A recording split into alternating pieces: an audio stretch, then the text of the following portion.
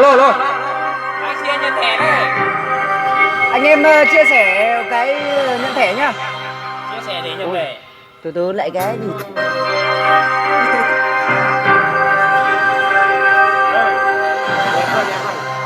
Tôi thường đi đó đây, buồn đen in dấu giày. Chia sẻ đi là có thể nhá. Nó đôi mắt, Chia sẻ mà anh vào. chân nghe là Ai bán đấy thì có ai bán để ok đơn giản mà. áo đường xa không ấm gió phương xa, đêm vắng nhà.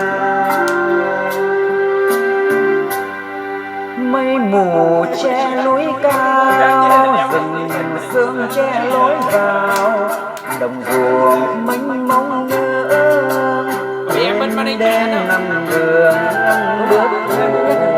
Áo nhà bình thương nính thương quê, vì đời mà đi.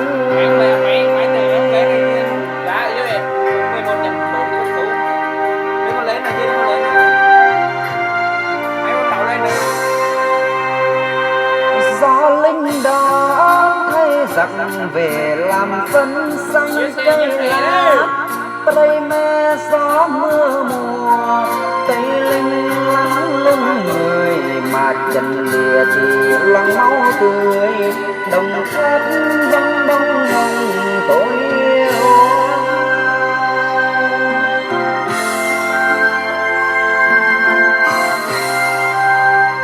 Ân tình theo gót chân, bọn đi xa đánh trận, gặp gỡ trong cơn lốc, dưng tao gọi mày thương quá gần.